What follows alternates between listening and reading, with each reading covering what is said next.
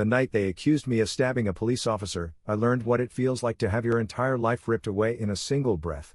I remember the echo of boots on pavement, the red and blue lights bleeding across my face, the way the officer's blood smeared onto my shirt when they shoved me to the ground. I didn't even know his name yet. I didn't know where he'd been attacked, or who had done it. But they told me I did it, like the conclusion existed long before the blade ever touched skin. The city wanted someone to blame, the department needed a quick victory, and I was in the wrong place at the worst possible second. Within hours, I was the headline. Within days, I was the monster. My own family looked at me with a fear I'd never seen before, as if I'd been living a hidden life they somehow missed. And when my cell door closed that first night, something inside me cracked, a quiet, bitter fracture that promised I would survive long enough to make the truth hurt. One day, I told myself in the dark, the DNA they buried will surface, and when it does, I will ruin everyone who used my life as a shield. Before we continue the story, tell me in the comments which country you're watching from. I love seeing where my stories reach around the world. I wasn't even supposed to be on that street. That's the part that haunts me the most. The stupid, forgettable reason I was there at all. I'd left my wallet at the corner store earlier that evening, and after my late shift, I walked back to grab it. Simple. Ordinary. Nothing that should have changed my life. But life doesn't care about ordinary. When I turned the corner, the world exploded into flashing lights and shouts. A cop was down on the pavement, bleeding, gasping, his hand reaching out like he was trying to grab onto the last seconds of his life. And before I could process what I was seeing, 2 officers slammed me against a cruiser so hard my vision blurred white. Where's the knife? Don't resist. You think you can stab an officer and walk away? Their voices came at me like gunshots. I was stunned, blinking at blood that wasn't mine. I tried to speak, to tell them I'd just arrived, but someone shoved my face against the hood so hard the metal burned my cheek. Then one of them stepped into my line of sight holding a blade in an evidence bag. A kitchen knife. Black handle. Stained with blood so dark it looked almost black under the streetlights. Found his prints, the officer said. I didn't understand. I hadn't touched anything. I didn't even own a knife like that. But the look in their eyes told me the truth long before the investigation did. They'd already decided I was guilty. They needed a suspect. And I was standing in the wrong place at the perfect time. The downed officer wheezed something I couldn't hear. The others crouched beside him like a scene rehearsed for the nightly news. Me. I was dragged across the asphalt like trash. Someone's knee dug into my back. Someone else read me my rights with a voice dripping with contempt. Anything you say can and will be used against you. As if I had anything left to say that mattered. The worst part came when they pulled me up and shoved me into the back of the cruiser. Across the glass barrier, I saw the dying officer's eyes lock onto mine for a split second. Not with recognition. Not with accusation. With confusion. Like he didn't know why I was the one being taken in. Like even he sensed the lie forming around us. But the machine was already moving. And once it starts, men like me don't get a chance to step out of its gears. On the ride to the station, one officer leaned back and said under his breath, "Congratulations. You just bought yourself a life sentence." I stared at my hands, shaking, cold, empty, and realized something so sharp it made my stomach twist. The truth didn't matter. My innocence didn't matter. All that mattered was that they needed someone to blame. And I'd been chosen. They gave me one phone call. One. After the fingerprints, after the mugshot, after the questions they didn't want answers to. I sat there in a freezing metal chair, wrists cuffed to a bolted ring in the table, while an officer dialed the number I recited from memory. My brother answered. For a moment, his voice sounded like safety, familiar, normal, a world that still made sense. Then I told him where I was. There was a pause. A long one, like he was holding his breath. "They're saying you stabbed a cop," he finally whispered. "They're wrong," I said. "I didn't touch him. I wasn't even." "You were there." His voice tightened. "They have a knife. They have your prints." "My prints were planted," I snapped. "I swear to you." "Look," he cut in, "I have kids. We can't be part of this." "What does that even mean?" I asked. My voice cracked, and I hated how desperate it sounded. "It means, don't call again." And the line went dead. Just like that. Years of childhood memories. Years of helping him move, lending him money, standing beside him at his wedding. All erased by a single headline. The officer uncuffed me just long enough to shove me toward the holding cell. As we walked, he muttered, "Your own family doesn't believe you. That tells me everything." I didn't respond. My throat was too tight. My mother visited me once. Just once. She sat on the other side of the smeared visitation glass, clutching her purse like it might protect her. Her eyes were swollen, her voice thin. "They said there were fingerprints," she whispered. "They said the officer named you before he passed." "He didn't," I said. He couldn't even speak. "Mom, please look at me. I didn't do this. Someone planted that knife." She stared at me like she was searching for a version of me she recognized, the one who helped her fix the gutters every spring, the one who brought flowers on her birthday, the one she raised to believe truth mattered. But whatever she hoped to find, it wasn't there. Not because I'd changed, but because fear had already rewritten me in her mind. "I just don't understand," she whispered. "Why were you there?" That question hit harder than anything the cops had thrown at me. Because I knew what it meant. She already believed the rest of their story. I pressed my palm against the glass. "Please don't give up on me." She flinched. She didn't lift her hand to meet mine. She didn't say she loved me. She didn't promise to fight for me. She just stood up, whispered, "I have to think about the family," and left. I watched her walk away, shoulders shaking, and knew, deep down, that I wouldn't see her again for a long, long time. When my trial started, the courtroom was packed with officers, reporters, strangers hungry for a villain. My family seats were empty. Every single one. Not a voice stood up for me. Not a hand touched my shoulder. Not a single person said, "He wouldn't." I had never felt so profoundly erased. By the time the verdict came, I already knew what it would be. The foreman read the word guilty like he'd been waiting his whole life to say it. My legs went weak. My stomach dropped. My ears rang. But the part that hurt the most wasn't the sentence. It was turning around, scanning the room, and realizing there was no one left to look back at me. No one believed me. No one stood by me. Except for one stranger I hadn't met yet, a man who would become the only reason I didn't break completely. And that stranger would later give me a truth stronger than blood. Family doesn't end when the door closes. Sometimes it begins when someone else opens theirs. Prison isn't a place, it's a pressure. A slow, grinding force designed to turn men into shadows. And when that gate slammed behind me on my first night, I felt it wrap around my ribs like cold hands. It put me in a block known for the worst of the worst. The moment I stepped inside, conversation stopped. Eyes tracked me, some curious, some hungry, some already convinced they knew exactly who I was. "Cop stabber," someone muttered. That was it. My entire identity reduced to 2 words. The guards made it worse. They didn't hit me, not in the beginning. But cruelty doesn't always need fists. It's in the smirk when they slide your food tray just out of reach. It's in the extra searches. The accidental delays when you ask for medical help. The way they say your name like a joke. I learned fast. In here, reputation is currency. And mine was poison. The first week, someone tried to jump me in the shower. I slipped on the wet tile, hit my shoulder hard, and only survived because another inmate shouted down the hallway before the attack went too far. I didn't thank him. That's another rule you learn quickly: kindness is suspicious. Gratitude is weakness. Nights were the worst. That cell was too small for a man to think clearly in. Concrete bunk. Thin mattress. Stainless steel toilet. A flickering light that buzzed like an insect trapped in its own insanity. The darkness had a rhythm, the distant clang of metal, the coughs from other cells, the occasional scream.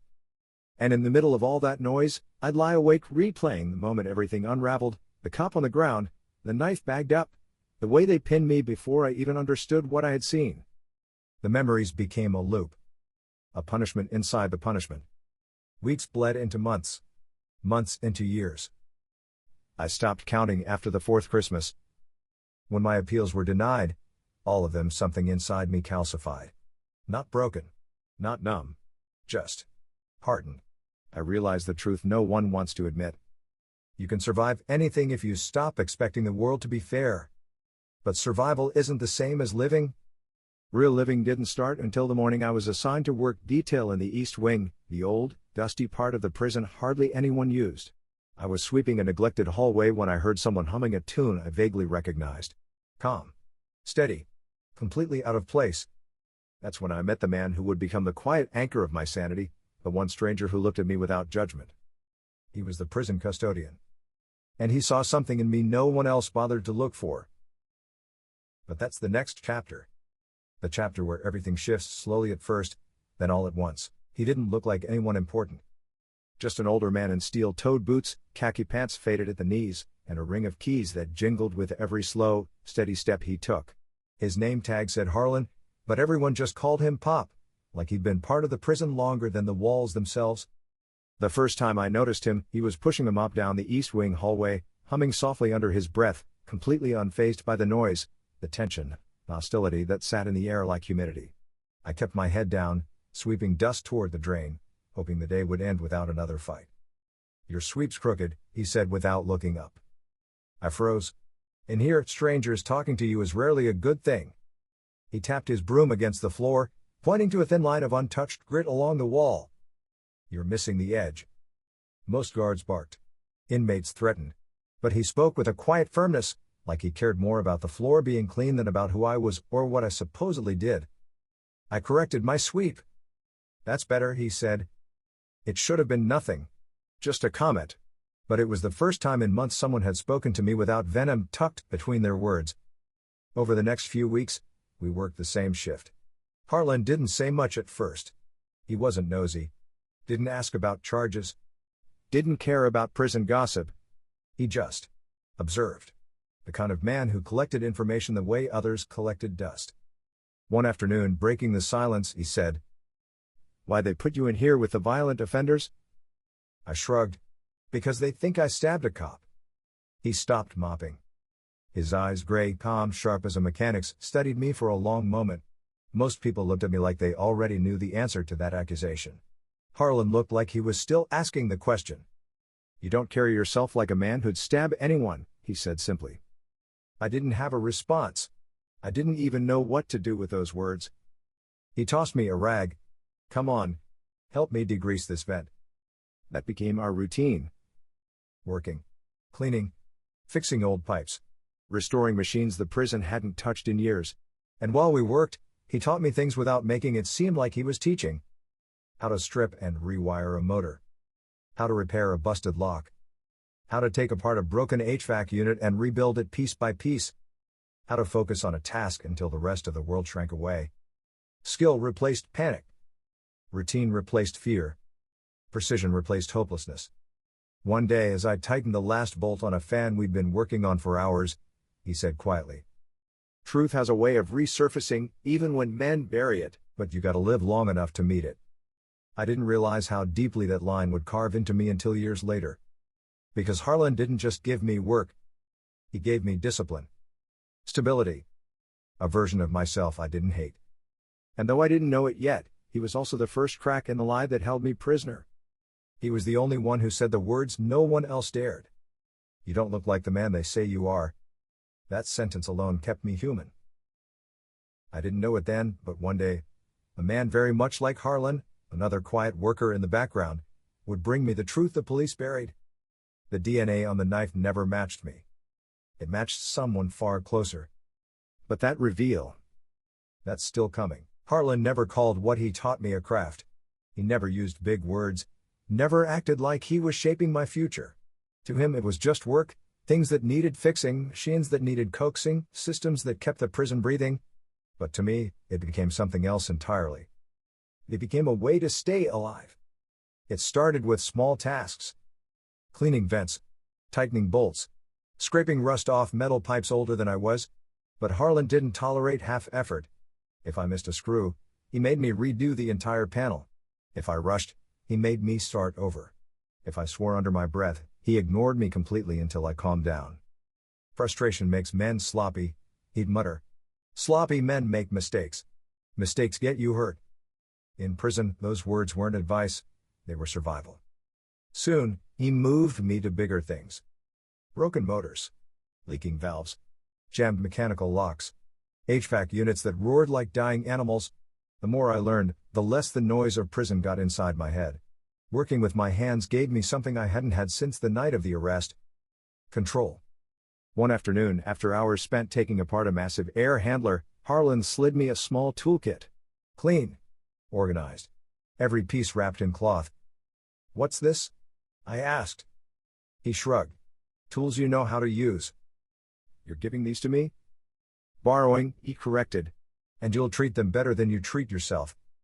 I didn't realize how much that small gesture meant until later that night, when I sat on my bunk and carefully opened the kit again. Every tool had weight, purpose, precision. Things that made sense, unlike the chaos of the case that ruined my life. While other inmates drowned in anger or boredom, I rebuilt compressors. While they paced in circles, I dismantled pumps. While they started fights, I rewired circuits. Somewhere in those hours of tightening and bending and soldering, I rebuilt something inside myself too. I didn't forgive the world. I didn't soften. But I became sharper, harder, more focused. Prison wasn't breaking me anymore. I was shaping myself in spite of it. One night, after we fixed a generator that powered half the East Wing, Harlan wiped his hands on a rag and said something that stopped me cold. "You ever think about what you'll do when you get out?" I laughed, quick and bitter. "I'm never getting out." He gave me a long, level stare. "That's not what I asked." I hesitated. "I don't know. No one will hire a supposed cop stabber." "Someone will," he said. "Someone who sees your work before they hear your story." We stood there in the humming glow of the generator, warm air blowing across our faces, machines clanking in the distance. "Why do you care so much?" I asked. Harlan didn't answer for a long moment. Then he said quietly, "Because sometimes the system gets lazy. It stops looking. It stops asking questions. Good men get buried under bad evidence." He lifted his eyes and added with a weight that made my chest tighten. "And I've seen enough buried good men." I didn't know what to say. He didn't wait for a response. Just slapped the top of the generator and said, "Come on. Time for chow." But those words settled into me like a seed. A seed that wouldn't grow until the day a nervous forensic technician, another quiet man in the background, finally cracked under guilt. The day he confessed that the DNA on the knife was never mine. A truth buried for 14 years. A truth waiting to surface. And when it did, everything, my life, the department, the man actually responsible, would collapse under the weight of it. But first came freedom. A freedom that felt nothing like release. When they opened the gate for me 14 years later, the sky didn't look the same. Maybe it was brighter. Maybe it was wider. Or maybe I was looking at it with the eyes of a man who no longer expected to see anything beyond concrete. They didn't apologize. They didn't shake my hand. They didn't say we might have gotten this wrong.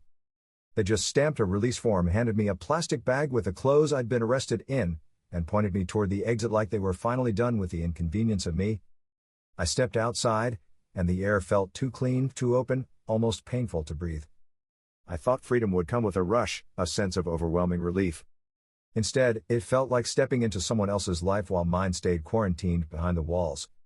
No one waited for me. Not a single person. Not my brother, who blocked my number 14 years ago. Not my mother, who sent one letter in year 2 and never wrote again. Not a lawyer or advocate or some sympathetic stranger. Just empty road and the low hum of traffic. The world hadn't paused for me. It had moved on, fast, and I was expected to catch up with no money, no home, and a record that screamed cop stabber even though the ink was barely dry on my release. The first night, I slept in a shelter. The second, in a friend of a friend's garage. By the end of the week, I found a room above a pawn shop that smelled like mold and stale cigarettes, but at least it locked. I tried finding work, but everywhere I went, eyes drifted to the scars on my wrists, to the stiffness in my shoulders, to the way I flinched when someone spoke too loudly. People can feel prison on you. It never fully washes off. One manager didn't even pretend. "You stabbed a cop," he said. "I can't risk customers seeing you here." "I didn't," I replied. He shrugged. "Doesn't matter if you did. People think you did. That's enough." That sentence hit harder than any punch I'd taken inside. For weeks, I worked odd jobs, moving furniture, clearing construction debris, sweeping lots at night. Cash under the table. Nothing stable. Nothing dignified. But I had to survive, because somewhere deep inside me, the thing Harlan shaped, discipline refused to let me fall apart. Every night, I'd sit on the edge of my thin mattress, staring at the toolbox he helped me learn to respect. My hands remembered the work. My mind remembered the order. But everything else? Chaos. Then came the day everything changed. A knock on the door. Soft. Hesitant. Not the kind law enforcement makes. I opened it and found a man younger than me, wearing a rumpled lab coat even though he wasn't in a lab. His eyes were red-rimmed, his hands shook the way guilt shakes a person. "You don't know me," he said, voice cracking at the edges. "My name is Ellis. I work in the forensic division. I processed the knife. The night they arrested you." My heartbeat stuttered. He swallowed hard, voice trembling. I lied. The air left my lungs. "They told me to report your prints were on the handle," he said. "They told me to match you to the wound. They said the city needed a quick arrest. They said the department needed a win." My fists clenched slowly. He looked at the floor like he couldn't bear to look at me. "But your DNA wasn't on the blade. Not even once. The profile belongs to someone else." The room spun. 14 years. 14 years stolen because a department needed a scapegoat. Ellis whispered, "I can't live with it anymore." I didn't speak. Couldn't. He finally forced himself to meet my eyes. "I'm ready to testify.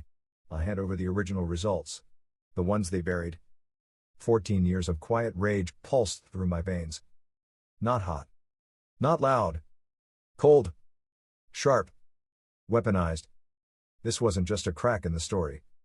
This was the beginning of a collapse. Ellis looked terrified. "You deserve the truth. I'm sorry it took me this long." I stepped closer, the weight of the moment crushing the air around us. "Tell me everything," I said. Because the truth was finally coming, and when it landed, it would not be gentle. It would be devastating. Ellis didn't sit. He hovered in my doorway like a man expecting to be hit, flinching every time a truck passed on the street outside. He wasn't much younger than me, maybe early 30s, but guilt had aged him twice as fast. His eyes were bruised with exhaustion, his jaw trembling each time he exhaled. I shut the door. Locked it. Not because I wanted to scare him, but because I needed him to stop looking over his shoulder and finish what he came to say. "Start from the beginning," I said. His throat bobbed. The night of the stabbing. There was pressure on us. Pressure from up top. The officer who was hurt, he wasn't just any cop. He was connected. His father was a commissioner in the next county. I felt the first spark of cold rage in my ribs. Ellis ran a shaky hand through his hair. They needed an arrest. Fast. Clean. Public. The department was already under fire for another botched case that month. They couldn't afford the optics of a cop going down without a suspect. And I was standing there, I said. He nodded miserably. "You were the perfect candidate. Wrong place, wrong neighborhood, wrong history with the department. They built the case before the knife even reached our lab." He opened the folder he'd brought, a thin, worn thing with edges curled from being handled too many times. Inside were printouts, time-stamped lab logs, electropherograms, raw DNA profiles. Real evidence. Untouched. He slid a sheet toward me with trembling fingers. "This is the original DNA result," he whispered. "The one I processed myself." I stared at the data. Even with my limited knowledge, I could see the truth immediately. The DNA profile didn't match mine. Not even close. Another sheet. Another profile. A full match. Unknown male. Never identified. Ellis drew a shaky breath. I handed this to my supervisor. He told me to run it again. Same result. Then he told me to hand the case over and forget it. His voice cracked so hard he had to stop. I was junior. On probation. They made it clear if I pushed back, I'd be done. Fired. Blacklisted. And then the captain himself came down and said, "We already have our guy. Just file the report we need." I felt the room dim around me. My heartbeat slowed into something cold, deliberate. "They made me sign off on a fake match," Ellis whispered. "They said it didn't matter. That you were guilty anyway. That the department couldn't afford another scandal. And I didn't fight.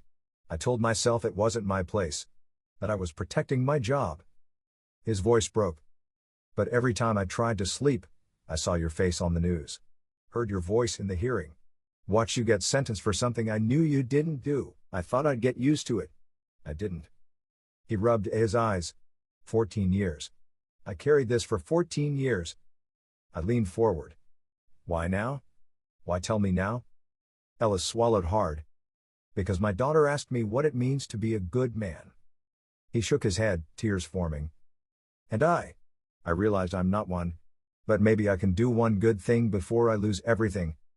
He slid the entire folder toward me. These are copies of everything. Originals are still in the archive. Buried, mislabeled. I know exactly where. For a moment, all I heard was blood pounding in my ears. Not loud, steady. Controlled. A rhythm that felt more like purpose than panic. I asked the question that had been waiting 14 years. Can you testify? He nodded. Yes. And I will. I've already written a sworn statement. My supervisor retired last year, but the captain who ordered the cover-up? He's still in his position. The bile rose in my throat. Which captain? I asked quietly. He whispered the name. It was a name I knew. A name that appeared in my case file more than once.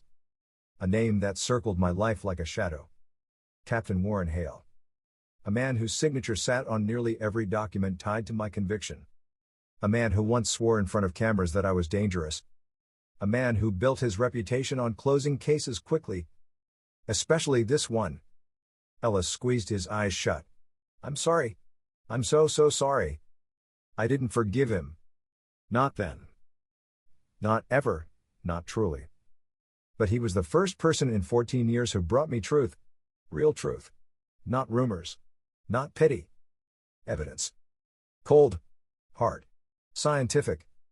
Something the system couldn't bury again. I opened the folder fully, scanning the pages, feeling each line tighten the coil of determination inside me. This, I said quietly, is going to tear his world apart. Ellis nodded, wiping his face. What happens now? Now the system would face the wreckage of what it had done. And the man who ordered the lie that stole my life? He had no idea the storm coming for him. I closed the folder gently, like it was something sacred. Now, I said, we burned them with the truth. The next morning, I woke up with the folder still resting on my chest. I hadn't slept. Not really. My eyes closed, but my brain kept replaying every piece of evidence Ellis brought me. Every line. Every timestamp. Every signature. Every betrayal neatly typed in black ink. Captain Warren Hale. That name kept pulsing in my skull. I remembered him clearly, square jaw, polished shoes, voice trained for press conferences. He was the one who stood at the podium the day after my arrest and called me a violent predator. He told the city their police force had acted swiftly, bravely, decisively. He built his entire career on cases like mine. Fast arrests. Tidy narratives. Public reassurance. And to think, he did it knowing the DNA was a lie. I stared at his name until it blurred, until the paper trembled in my hand. 14 years of confusion suddenly sharpened into one single, devastating truth. He didn't just bury evidence. He chose me. I wasn't a mistake. I wasn't collateral damage. I was targeted. That answer came from Ellis, in a whisper that seemed to wait decades. Hale wanted a promotion, he'd said. A major one. He needed the department to look competent after their last scandal. Closing the case of a stabbed officer within hours, it made him look like a hero. A hero. Built on my ruin. But knowing the truth wasn't enough, not yet. I needed to see the places where Hale hid the evidence. I needed to understand exactly how my life had been dismantled. Ellis agreed to meet me after his shift, behind an abandoned car wash on the edge of town where no one would ask questions. He showed up in that same rumpled lab coat, like he couldn't bear to take it off until he stripped the guilt away first. He pointed toward a folder he'd brought. This is where the originals are stored. An old evidence room, basement level, West Annex. Almost no one goes down there. The room froze in time after budget cuts. And the knife? I asked. He hesitated. Still there. Logged under a different case number. My jaw clenched. They hid the DNA report, he continued. Filed a fake one. Told me to delete the electropherogram files. Told me to destroy the control samples. He looked at his hands. I didn't. I moved them. I stared at him. You saved them. He nodded shamefully. I thought maybe someday. I don't know. I guess I thought the truth needed a place to sleep, even if I didn't have the courage to wake it up. I didn't say anything. Not yet. He handed me a flash drive. Digital copies. Metadata intact. Encrypted. If anything happens to me, they're yours. The weight of it was immense. Why me? I asked finally. Why risk your job now? Why risk your life? Ellis blinked back tears, the kind of silent ones men fight until their bodies give up. Because Captain Hale killed another case last month, he whispered. A kid. 17. Wrongfully accused. I couldn't let another life get crushed under him. Not again. My stomach twisted. Hale hadn't just destroyed me. He'd made a career out of it. What happened to the kid? I asked. He took a plea deal, Ellis said. Didn't stand a chance. The rage inside me went from cold to volcanic in seconds, roaring, tightening, burning up the oxygen in my chest. How many lives did he ruin? I whispered. Ellis lifted his head. Enough that someone has to stop him. I ran my thumb over the flash drive. We're not just stopping him, I said quietly. We're ending him.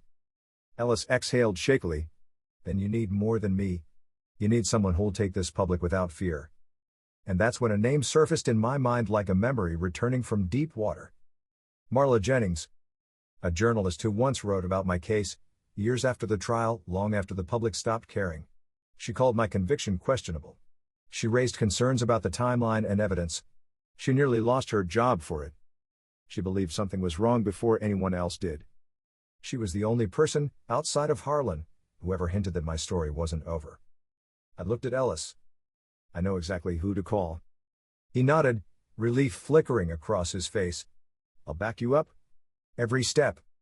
I closed the folder and felt something heavy click into place, like the sound of a key turning in a locked door. Hale ruined my life to build his future. Now I'd use the truth to dismantle every brick of the empire he built on my blood. Because the DNA didn't just clear my name. It pointed straight at him. And when we were done? No badge. No rank. No pension. No legacy.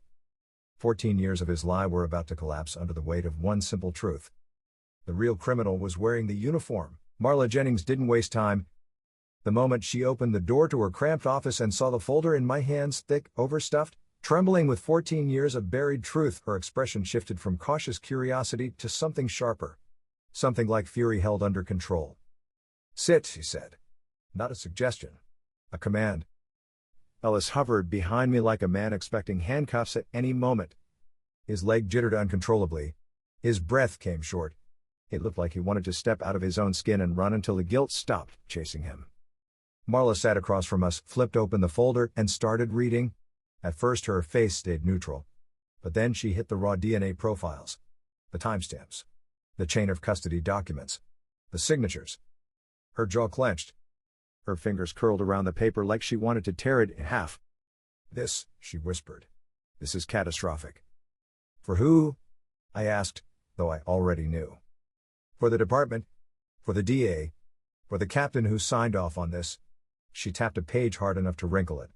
Hale's name is everywhere. Ellis swallowed. He ordered the falsification.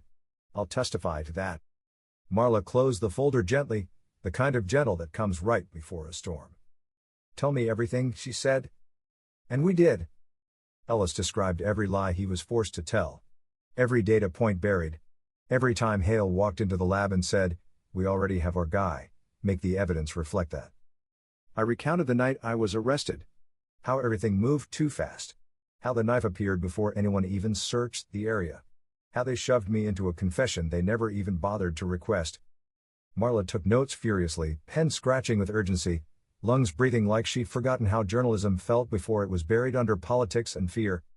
Then she asked the question the world should have asked 14 years ago. Who actually stabbed the officer? Silence. Ellis closed his eyes. We don't know. But Hale does. I leaned forward. Explain. Ellis took a breath he didn't seem prepared for. The unknown DNA was marked potential witness. Hale requested that note. It wasn't a witness. It was a suspect he didn't want to chase. My stomach twisted. Why not? Ellis' voice shook. Because the suspect was Hale's nephew. The room went dead silent. Marla's pen stopped mid-word. My pulse thudded once, heavy, sharp, as if trying to break something loose inside me. His nephew, she repeated. The one with a sealed juvenile record? Ellis nodded. The same. He matched. Full profile. Hale hid everything. I leaned back, the breath knocked out of me. I wasn't just collateral damage in a corrupt system, I was a sacrifice. A shield. A convenient life to destroy so another man's family remained untouched. He let his nephew walk free, I whispered. And let me rot. Marla exhaled, anger radiating off her like heat. This is bigger than wrongful conviction. This is conspiracy, evidence tampering, abuse of power, fraud, perjury, obstruction. We're not talking about a mistake, we're talking about a cover-up that lasted 14 years. Ellis wiped his face with shaking hands. I'm ready to tell the world. Good, Marla said. Because the world is going to listen. She didn't publish immediately. She planned. She gathered supporting documents, pulled Hale's old cases, cross-referenced closed investigations, interviewed retired officers off the record, requested archived evidence under FOIA requests that Hale couldn't block fast enough. And with every new detail, the cracks widened. Hale's name appeared on cases that seemed too neat, too fast, too convenient.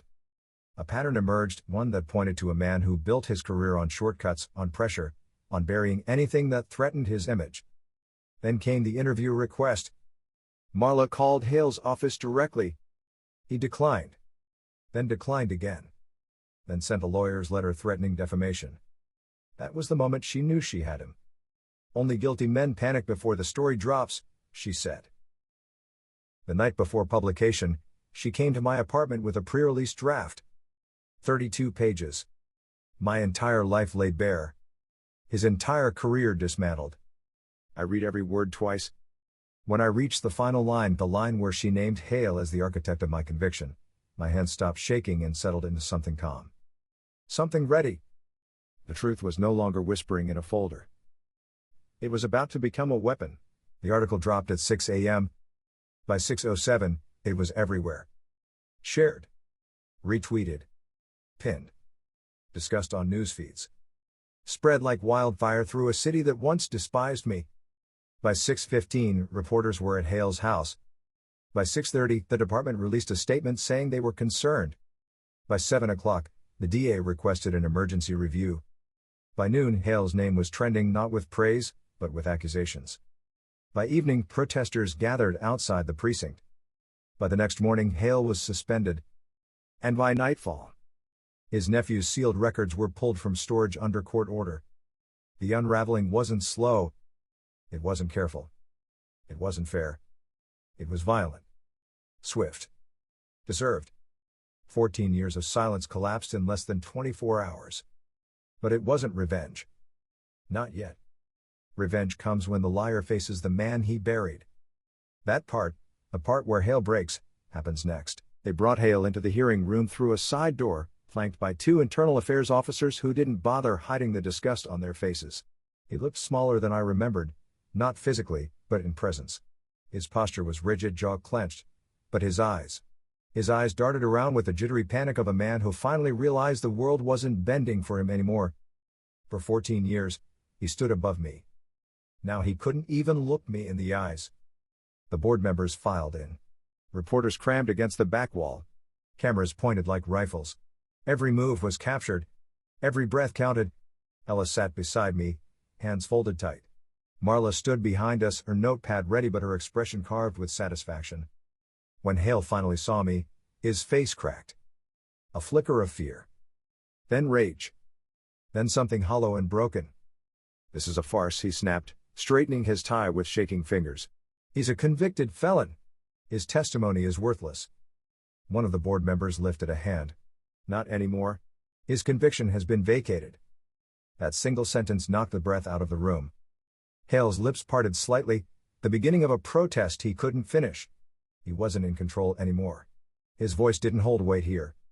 Mine did. And they called me first. I stood. My spine straightened in a way prison never allowed. 14 years of silence gathered in my lungs, shaping themselves into something sharp and steady. I told them everything. The night of my arrest. The falsified DNA. The knife-switching case numbers. The way Hale marched through the scene announcing my guilt before they'd even checked the officer's pulse. The room stayed silent, the heavy, tense silence of people witnessing the undoing of a man who once owned the room. Next came Ellis. His voice cracked at first, then steadied. He explained the raw DNA profiles, the duplicate electropherograms, the orders to discard the real results and fabricate matching ones. He named Hale directly. Captain Warren Hale ordered me to falsify the DNA. Gasps rippled across the room. Cameras clicked like gunfire. Hale lunged to his feet. That is a lie. I never. The board cut him off. Sit down. For the first time in his life, Hale obeyed. Then they called the officer's father, the former commissioner. His testimony was quiet, devastating. My son's real attacker went free, he said, staring at Hale with hatred years in the making. You didn't honor him. You used him. The board moved into deliberation, but they didn't need long. When they returned, Hale already knew. His hands trembled. His breath rasped. His tie hung crooked.